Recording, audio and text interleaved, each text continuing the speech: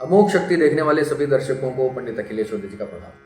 नमन मित्रों, पिछली वीडियो में जैसा कि मैंने वादा किया था कि मेरे पास एक प्रश्न आया था कि आपके साथ भूत प्रेत होते हैं कि नहीं होते हैं, इस पर मैं काफ़ी सारी बातें कर चुका हूँ।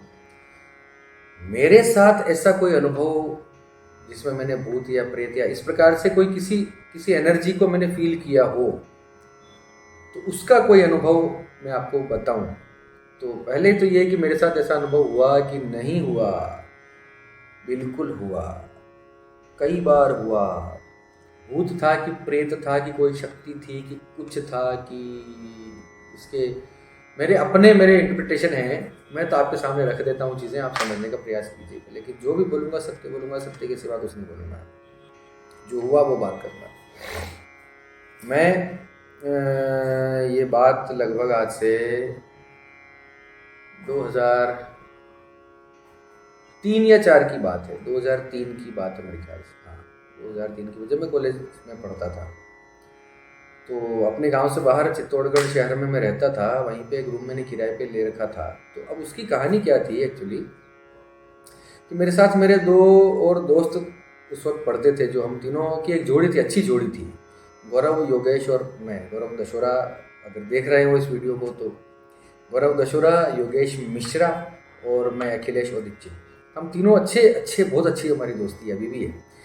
तो उस वक्त जो है वो दोनों साइंस के स्टूडेंट्स थे और दोनों इंजीनियरिंग कॉलेज में थे, और मैं साहित्य का आदमी था। मेरे पास आर्ट्स था, आर्ट सब्जेक्ट था मेरे पास, संस्कृत और हिंदी और इंग्लिश और भाषाओं में मेरा रुचि है बचपन से। तो मेरा आर्ट सब्जेक्ट था। लेकिन तो वो दोनों पहले से वहाँ पे चित्तौड़ में रहते थे, वहीं उनका इंजीनियरिंग कॉलेज था और वो वहाँ पर पढ़ाई, उन्होंने एडमिशन ले लिया था।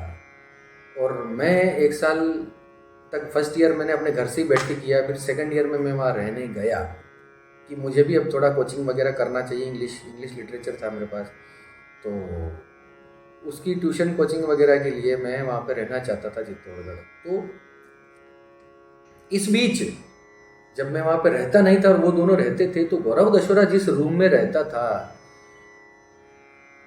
वो रूम मुझे बड़ा अच्छा लगता था। उसकी लोकेशन, उसकी जो स्थिति थी मुझे बड़ी अच्छी लगती थी। थोड़ा सा बालकनी थी और बहुत ज़्यादा ऊपर नहीं था। वो 3 सीढ़ियाँ चढ़ के रूम आ जाता था और देखने से ये बिल्कुल नीचे ज़मीन होती थी। छोटी सी बालकनी, इतनी ऊंची बालकनी होती थी, 6, 7, 8 फीट की। तो वो उसकी लोकेशन मुझे बड़ी अच्छी लगती थी उस रूम की। तो मैं उसको बोलता था, यार तेरा रूम बड़ा अच्छा है। तो शुरुआत के महीने भर वो रुका उस रूम के अंदर। फिर उसने रूम चेंज कर लिया। फिर जब मैं चित्तौड़ रहने गया तो मैंने बोला कि मुझे रूम चाहिए था। एक्चुअली मुझे भी कोई रेंट पे रूम लेना था, कमरा लेना था। तो मैंने गौरव को बोला कि यार तुमने जो वो रूम छोड़ दिया है, वो वही रूम खाली है क्या अभी? तो गौरव ने बताया कि हाँ वो रूम खाली है। तो मैंने कहा मैं वही ले लेता हूँ, मुझे तो बड़ा अच्छा लगता है, तूने क्यों छोड़ा? उसने कहा अरे यार बेकार है, मकान मालिक बेकार है, और ये सब हाउस ओनर जो है वो अच्छे लोग नहीं है, वो परेशान करेंगे और वो बात पे चिक। तो मैंने कहा ठीक है, ऐसा होगा, ठीक है। लेकिन मेरे मन में बड़ी इच्छा थी उस रूम में रहने की। उसकी इतना साफ सुथरा, इतना बढ़िया रूम था। मेरे मन में ज़रूर इच्छा थी कि वो रूम मिल जाता। काश कि मकान मालिक अच्छे होते। पूरा दिन योगेश, मैं और गौरव, हम तीनों पूरा 1 दिन घूमे, 2 दिन घूमे, 3 दिन तक घूमते रहे रूम के चक्कर में। कहीं कोई रूम नहीं मिला। जुलाई अगस्त की बात थी, बारिश का मौसम था, कीचड़ था रास्ते में। हम तीनों ने खूब मेरे लिए हमने कक्ष ढूंढने की कोशिश की, नहीं मिला। तीसरे दिन मैं परेशान हो गया। मैंने कहा नहीं भाई, अब कुछ नहीं, अब वो रूम खाली है, मैं अपना सामान उसी में डालूंगा। अब तुझे अच्छा लगे ठीक है, मकान मालिक जैसे भी होंगे सहन करेंगे, लेकिन ये कीचड़ बारिश के अंदर जो है, मैं अपना सामान इधर उधर तुम्हारे रूम पे और इधर उधर भटकना मुझे ठीक नहीं लगता। अपना उसी रूम में। तो वहाँ मैं गया। अगले दिन सुबह उठ के नहा धो के जल्दी, और मकान मालिक से मैंने बात की। बड़े सीधे साधे लोग हैं, नाम नहीं बताऊंगा, जैन परिवार था। तो उनसे मैंने बात की, मुझे बड़े अच्छे लोग लगे। मैंने कहा तो इतने सीधे साधे लोग हैं। मैंने कहा जी ऐसा रूम, और ठीक ठाक किराए पे मुझे मिल भी रहा था, सस्ता था, इतना महंगा नहीं था। मैंने 1 घंटे के अंदर अपना सामान उठाया, अपना 2 बैग उठाया और उस कमरे के अंदर ला के डाल दिया, झाड़ू वाड़ू लगाया, पोछा लगाया, अपना काम मैंने पढ़ाई शुरू कर दी। वहाँ रहना शुरू कर दिया मैंने। गौरव ने वो तब भी बहुत रोका, अरे बहुत बेकार लोग हैं, आज वो ढूंढते हैं ना, मिल जाएगा ना, क्या है तो ऐसा। मैंने कहा नहीं भाई, मैं थक चुका हूँ, मैं अब इसी रूम में रहूँगा। और मेरी तो जैसे इच्छा पूरी हो गई थी, मैं उसी रूम में रहना मैंने शुरू कर दिया। कभी कभी उस रूम में जब मैं अकेला, जब मैं 12 बजे, मेरा ये नियम था कि मैं 12 बजे रोज़ अपना खाना वाना मैं खुद बनाता था, खाना बना के खाता था, फिर आधा पौना घंटा मैं रेस्ट करता था खाना खाने के बाद। 11 बजे के लगभग मैं खाना खा लेता था, 10:30 11 बजे मैं खाना बना के खा चुका होता था। उससे पहले 1 डेढ़ 2 घंटा जो मेरा पूजा पाठ का नियम था, जो मंत्र जाप का नियम था, वो मेरा था। उसके बाद खाना बनाना करना अपना, फिर उसके बाद 1 घंटा पर लगभग मैं विश्राम करता था आंखें बंद करके। इसके बाद फिर 12 12:30 के लगभग जो है मुझे अपना कोचिंग जाना होता था इंग्लिश की। ये मेरा रूटीन था। वापस आता था, फिर मैं पढ़ाई करने बैठता था और शाम का फिर वापस दिया बत्ती दीपक वगैरह करना, अपना पूजा पाठ करना, रात को फिर थोड़ा सा पढ़ाई करना, फिर योगेश और गौरव के साथ खाना खाने के बाद घूमने निकल जाना। इसमें ये थोड़ा सा रूटीन था मेरा। उस रूम में जब मैं गया तो उसके मैं 98 से लगभग ये सब प्रैक्टिसेस कर रहा हूँ, मेडिटेशन की और मंत्र साधना की। और मैं 10th में था, 9th-10th में था, तब से मैंने पहला 1.25 लाख मंत्र का अनुष्ठान कर लिया था। तो 2003-4 आते आते 5-6 साल मुझे, 4-5 साल 6 साल मुझे हो गए थे तो इस फील्ड के अंदर। और मैं निरंतर कर रहा था, ऐसा नहीं कि बीच में छोड़ दिया, मेरा इंटरेस्ट कम हो गया, नहीं। मुझे अच्छा लगता था, मैं उसका टाइम मेरा बढ़ते जा रहा था ये सब करने का, ऐसे प्रैक्टिसेस करने का। उस रूम के अंदर भी मैं ये सब करता था, बड़ा साफ उस रूम को रखता था, शुद्ध में रखता था उस रूम को। वहाँ पे अपना पूजा पाठ 1.5-2 घंटे का पूजा पाठ, 1.25-2 घंटे के लगभग पूजा पाठ मेरे होते थे, मंत्र जाप करता था। दूर्वा चढ़ाने का मेरा नियम था। मैंने देखिए बहुत पर्सनल चीज़ें हैं, लेकिन उस वक्त मैं जो है अपने पूरे विद्यार्थी जीवन में मैंने भगवान गणेश जी को डेली 21 दूर्वा मैंने डेली चढ़ाई है मंत्रों के साथ। ये मेरे संस्कार में डल गया था। तो उन्हीं की कृपा से आज जो भी ज्ञान विद्या बुद्धि जो भी अंदर आया है, थोड़ा सा मैंने माता पिता के आशीर्वाद से, अपने दादाजी की तपस्या से, ये सब गुरु जी के आशीर्वाद सब कुछ है, मेरा कुछ नहीं। तो उस रूम के अंदर मुझे कई बार ऐसा लगता था, लेकिन मुझे लगता था भ्रम होगा, मैंने कभी सीरियसली लिया नहीं। जैसे दरवाजा जो है अचानक धीरे से खुल जाना। अभी देखिए कुछ अभी ये मैं फिल्मी बातें नहीं बता रहा हूँ, ये सब लिटरली हुआ है। दरवाजा मैंने बंद किया है, चिटकनी नहीं लगी, मेरे कुंडी नहीं लगी उस पर, थोड़ा सा ऐसा अड़का देता था, लेकिन धीरे धीरे उसका गैप जो है वो गैप बढ़ता जाता था, दरवाजा खुल जाता, जबकि कोई हवा नहीं, कुछ नहीं। तो वो छोटी सी चीज़ें नॉर्मली किसी के भी साथ हो सकती हैं। मैं तो इसमें कोई अपना वो नहीं कर रहा हूँ कि इसको मानना ही पड़ेगा, नहीं, ऐसा नॉर्मली हो सकता है, संभव है, हवा के साथ हो सकता है। तो ऐसी चीज़ें हुई, मेरा कभी ध्यान गया नहीं। कभी किसी चीज़ को कहाँ मैंने रखा था, फिर जब घंटे भर बाद मुझे याद आएगा वो चीज़ कहाँ रखी, तो वो वहाँ नहीं मिली, वहाँ मिली, दूसरी जगह पे मिली। तो मुझे उस वक्त में हैरान होता था कि अरे यार यहीं तो रखा था, कहाँ रखा। फिर वहाँ मिलती तो लगता शायद मैंने यहीं रखा होगा। इस प्रकार से मैं अपने आप को मना लेता था, जैसा एक्चुअली सब लोग करते हैं। एक दिन क्या हुआ कि मैं ऐसे ही मैंने खाना वाना बनाया, सुबह जल्दी उठ जाता था, 3-3:30 बजे मैं उठता था, अपना पढ़ाई करता था, फिर थोड़ा योग प्राणायाम करता था, पाठ, नहाए धोए, मंत्र चरण, अपना पाठ पूजा किया, खाना बनाया। उसके बाद वो जो 1 घंटे का जो मेरा रूटीन था कि मैं 1 घंटे रेस्ट करता था, 11 बजे में लगभग 11-11:15 के बीच में खाना खा के बर्तन करके और मैं लेट जाता था, थोड़ा बाई करवट लेटने का मेरा नियम था। तो उस दिन क्या हुआ, और अलार्म भर के सोता था, 12-12:15 के लगभग मैं उठ जाऊँ, क्योंकि 12:30 मेरा जो है कोचिंग होता था इंग्लिश का उस दिन। और उस वक्त मोबाइल नहीं होते थे, मोबाइल नहीं थे, अलार्म घड़ी थी। अलार्म घड़ी जो होती है टिक टिक टिक टिक इस प्रकार से जो बजती थी, छोटी सी घड़ी वो थी। तो वो अलार्म में 12:15 का अलार्म भर के सोता था, ताकि मैं उठ जाऊँ 12:30 बजे। पास में ट्यूशन, मेरा कोचिंग का सेंटर था कंसर का, तो मैं वहाँ पहुँच जाता था। अब सुनिए, उस दिन मैं लेटा और एक्चुअली मुझे नींद आ गई।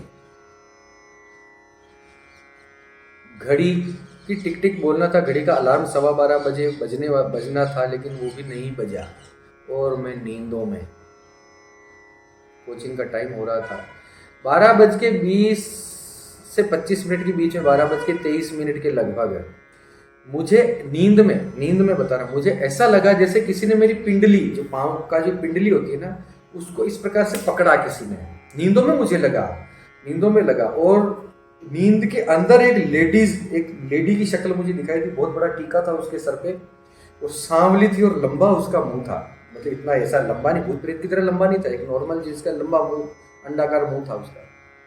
काजल था आंखों में, बड़ी बिंदिया थी उसकी, और यहाँ से पकड़ के इस प्रकार से उसकी आकृति मुझे सपने में दिखाई दी। दिन में 12-12:30 के बीच की बात बता रहा हूँ, 12:15 से 12:20, 12:25 की बात। मैं उस वक्त मैं अपनी हालत बता नहीं सकता। ये मतलब हालांकि गर्मियों के दिन तो नहीं थे, ऑब्वियसली ये सितंबर या अक्टूबर की बात रही होगी। सितंबर की बात थी मेरे ख्याल से, गणेश चतुर्थी के आसपास की बात।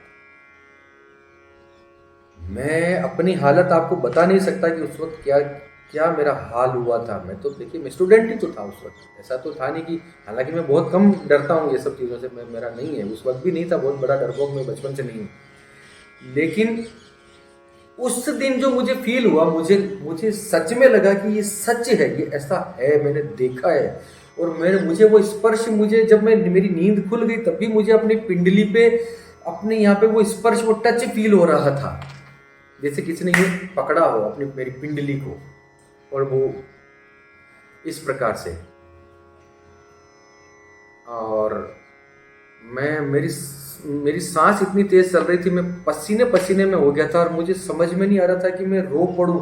मेरा रोने का दिल कर रहा था, लेकिन मैं रोने की मेरी हिम्मत नहीं पड़ रही थी। उस कमरे को देख रहा हूँ तो चारों तरफ मैं उस पर मेरी नज़र जा रही है कि क्या हुआ। मैं चारों तरफ से देख रहा हूँ, अलार्म घड़ी को देख रहा हूँ, अलार्म वहीं रुका पड़ा है। तो घड़ी खराब हो गई थी, 12:05 पे घड़ी बंद हो गई थी, सेल खत्म हो गया था उसका। तो ये अनुभव मेरा इतना तीव्र था, इतना जीवंत था, इतना असली था कि मेरे दिमाग से नहीं निकल रहा था कि ठीक है। मैं उस वक्त जल्दबाजी में उठा, मैंने अपना मुंह धोया और मैं कोचिंग गया। कोचिंग में मेरा मन न लगे, सर क्या बात कर रहे हैं, क्या पढ़ाई चल रही, मुझे कुछ होश नहीं। शाम के टाइम पे जब खाना वाना भी मैंने जो है खाना बनाया नहीं, मैंने पोहे पड़े थे, थोड़ा मैंने पोहा छोक छाँक के पोहा खा लिया।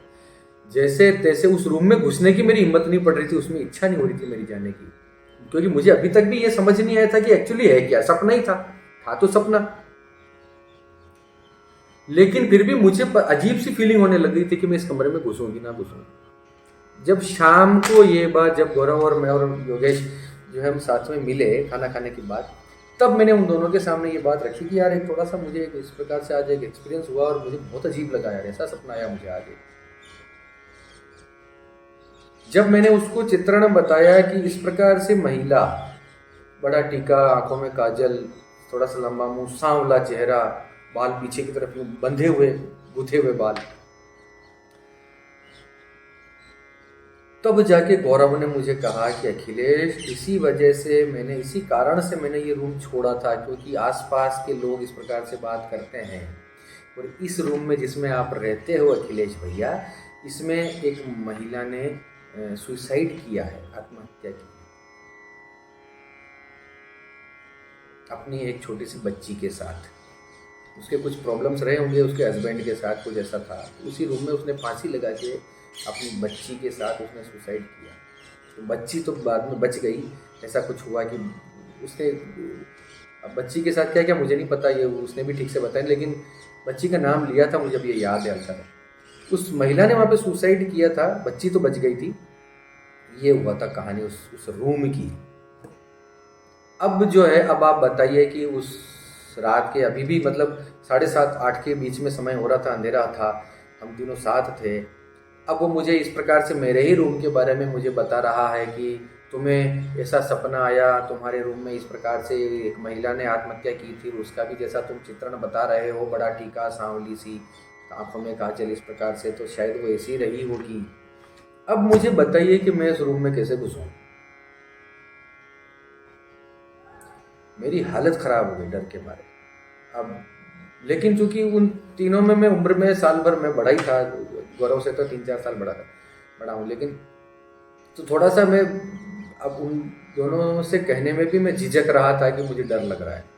लेकिन मैंने उनको ये ज़रूर कहा कि मैं अपने दादाजी से मिल के आऊँगा, अपने गुरुजी से मिल के आऊँगा। तो अब जो है, अब मुझे फीलिंग होने लग गई थी कि कुछ ना कुछ गड़बड़ तो चल रहा है। उसी दिन में फटाफट हमने अपनी सभा विसर्जन मैंने करवाया। मैंने कहा चलो घर चलो। अपना उस रूम के अंदर मैंने जो मेरा आवश्यक कुछ सामान था, कुछ पैसे थे, मेरा वॉलेट था, वो मैंने निकाला।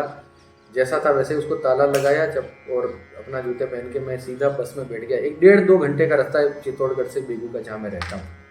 अपने घर आ गया रातों रात 11-11:30 बजे। 10 बजे की बस मिली थी मुझे, आ गया 11:30 बजे के लगभग मैं घर आ गया। मुझे इंतजार, वो रात मैंने कैसे काटी मैं ही जानता हूँ अपने घर के पलंग पे आके, क्योंकि सुबह मुझे दादाजी से मिलना था, अपने गुरुजी से, अपने दादाजी से, पंडित श्री भैरव शंकर जी शास्त्री। उनसे जाके मिला, उनको मैंने सारा वृत्तांत बताया। मैंने अपनी सारी कहानी उनके साथ शेयर की कि ऐसा ऐसा हुआ है। शुरुआत में मैं वो लेना चाहता था, दोस्त मना करते थे, और सारा मैंने बताया कि फिर भी मुझे मेरी किस्मत में वही रूम था, मैं वो चाहता था तो मैं उसमें रहा।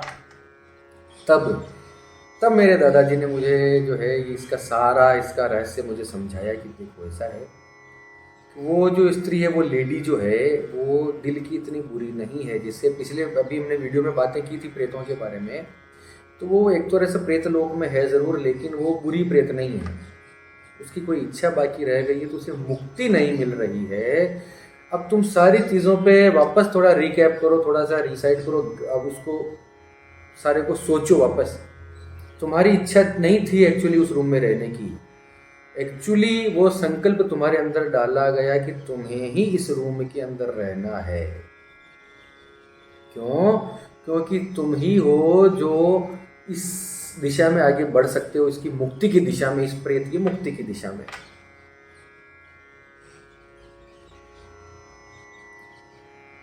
तो कोई और रूम तुम्हें मिला नहीं, उसका भी मुक्ति का समय निकट आ रहा था, तो ईश्वर ने ऐसी व्यवस्था की कि तुम्हें वो रूम दिलवाया।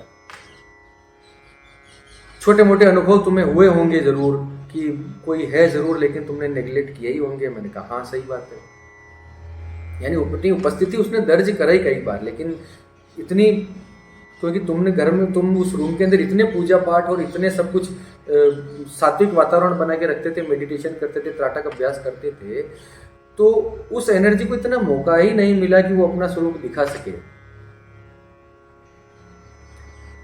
लेकिन जिस दिन तुम्हारे साथ ये बड़ी घटना हुई, एक्चुअली उसने तुम्हारा बुरा कहाँ किया, उसने तो तुम्हें जगाया है कोचिंग जाने के लिए कि भैया टाइम होने वाला है, उठो। उसने अपनी मेरे दादाजी ने ये बात कही, मुझे अभी तक याद है, उसने अपनी सारी शक्ति लगा दी होगी तुम्हें जगाने के लिए, तब जाके वो इतना कर पाई कि तुम्हें इस प्रकार से दिखाई दे जाए, तुम्हें उसका स्पर्श फील हो जाए। तो अब क्या करना चाहिए? उन्होंने मुझे फिर कुछ एक प्रयोग बताया, एक मंत्र प्रयोग बताया, एक थोड़ा सा एक टोटका बताया। तो उस विधि से मैंने किया वो सारा। अभी उसका तो मैं नहीं बोल सकता। यहाँ पे एक वट वृक्ष था, नारियल था, सिंदूर था, चीज़ें थी, कुछ मंत्र थे, ये सब तो मैं इंक्लूड कर देता हूँ, ये सब चीज़ें थी। वो रूम था, तो ये सब चीज़ें वहाँ पे मैं गया। एक दिन अपने घर पे रुका दादाजी के साथ, एक दिन और रुका, 2 दिन अपने घर पे रुके, फिर मैं वापस चित्तौड़ गया। मेरा मन कुछ हल्का, दादाजी से बात करके मैं हल्का हो गया था कि नहीं ठीक है, क्योंकि मुझे ये समझ में आ गया था कि मेरा बुरा नहीं हुआ, क्योंकि होना होता तो मैं 2 महीने से रह रहा था उस रूम में, हो जाता कब का। मेरा तो कुछ ना कुछ भला ही किया ना उसने। तो थोड़ा मैं इतना मेच्योर में था कि हाँ इसको हैंडल किया जा सकता है। फिर डर थोड़ा कम हुआ, लेकिन हाँ रात को सोते समय जरूर मैं एक मून लाइट में लेकर आया था, वो जला के सोता था। मून लाइट, बिल्कुल अंधेरे में सोना मैंने बंद कर दिया था, इतना तो था मेरे साथ। तो मैंने वो सारी प्रक्रिया की। समय आने पे शनिवार अमावस्या जो उन्होंने बताई थी, तब तक भी उस रूम में मैं रहा, लाइट जला के भी सोया दिन में रात में। मुझे छोटे मोटे अनुभव होते रहे, लेकिन मैंने उनको इग्नोर कर किया। साइकिल थी मेरे पास, एक साइकिल को मैं रूम के अंदर लेके रख देता था, इतना उसमें जगह थी, बड़ा रूम था, तो साइकिल भी मैं अंदर रखता था। कभी कभी साइकिल का पेडल जो था, वो पेडल अपने आप धीरे धीरे घूमने लग जाता था बिना हवा के। साइकिल का पेडल घुमाने के लिए तो थोड़ा प्रयास करना पड़ता है आपको, लेकिन वो अपने आप घूम, तो मैं देखता था ऐसी चीज़ें। लेकिन जिस दिन फिर वो शनि अमावस्या आई, जिस दिन वो मुहूर्त आया, मैंने वो प्रयोग किया। उसके बाद फिर एक शनिवार को फिर मैंने वो प्रयोग किया, फिर एक शनिवार आया, फिर एक प्रयोग, 3 बार शनि अमावस्या शुरू करते हुए मैंने अगले 2 शनिवार और मैंने इस प्रकार से वो प्रयोग किया जैसा मेरे दादाजी ने बाबूजी ने बताया। अपनी पूजा पाठ जारी रखा। उसके बाद मुझे कोई अनुभव नहीं हुआ। उसके बाद बहुत शांति से बहुत अच्छा समय मेरा उस रूम के अंदर निकला। मेरे दोस्त पूरे साल भर बोलते रहे खाली कर दे, खाली कर दे, ये रूम खाली कर दे। लेकिन उस रूम में मेरी इतनी अच्छी आध्यात्मिक उन्नति हुई, इतनी आध्यात्मिक मेरी प्रगति हुई, मेरा ध्यान लगना शुरू हो गया। बहुत सारी चीज़ें मुझे मिलने लग गई उस रूम के अंदर, जो मैंने नहीं पढ़ा था वो भी समझ में आने लग गया। मैं वहाँ से कविताएं करने लग गया उस रूम में बैठे बैठे, जबकि कविता करना नहीं आता था, कभी सोचा नहीं था इस बारे में, लेकिन मैं पोइट्री करने लग गया, गज़लें लिखने लग गया। बहुत सारी नई नई चीज़ें ज्ञान के रूप में, आध्यात्मिक रूप से मुझे मिलने लगा उस रूम के अंदर। अब देखिए, ये तो मेरा एक अनुभव था, ऐसे बहुत सारे अनुभव हैं जो मैं आपको बता सकता हूँ। मैं बिल्कुल नहीं कहता कि आप मेरी बात को मानिए या न मानिए। मेरे पास एक प्रश्न आया था कि आपके साथ कोई ऐसा अनुभव है, तो मैंने अपना अनुभव आपको सुनाया। मैं मना नहीं करता हूँ कि ऐसी कोई शक्ति है कि नहीं है, मैं नहीं मना कर रहा हूँ, बिल्कुल भी ऐसा होता है, मुझे तो लगा, मैंने आपको बताया। अंधविश्वास फैलाने का अपना कोई उद्देश्य नहीं है, बहुत ही वैज्ञानिक प्रकार का मेरा सोच रहता है हमेशा, लेकिन हूँ बिल्कुल अपने सनातन धर्म का पक्का। ठीक है, तो आप इसको इतना नेगेटिव लेके ना चलें, इस वीडियो को इसको कहानी मान के सुन लें, समझ लें। ठीक है, कभी आपके साथ ऐसा कुछ हो तो क्या करना चाहिए, किससे मिलना चाहिए, किस टाइप के लोगों से आपको सलाह लेनी चाहिए, उसका कितना इंटरप्रिटेशन आपको करना चाहिए उस घटना का, ये थोड़ा समझ लें इस वीडियो के माध्यम से। अंधेरा होने वाला है बाहर, तो इसी के साथ ये वीडियो अच्छा लगा हो तो लाइक कीजिए, शेयर कीजिए, सब्सक्राइब कीजिए। और इसी प्रकार से आप और अनुभव सुनना चाहते हैं तो कमेंट बॉक्स में बताइए। और कोई प्रश्न हो अतीन्द्रिय अनुभवों से संबंधित या सुपरनेचुरल पावर से संबंधित कोई प्रश्न हो आपके मन में, तो कमेंट बॉक्स में लिखिए। जल्द ही ऑथेंटिक रूप से मैं उसको आपके सामने लाने का प्रयास करूंगा। आपके मंगल की कामना करता हुआ मैं पंडित अखिलेश उपाध्याय आपसे विदा लेता हूँ। धन्यवाद। सर्वे भवन्तु सुखिनः।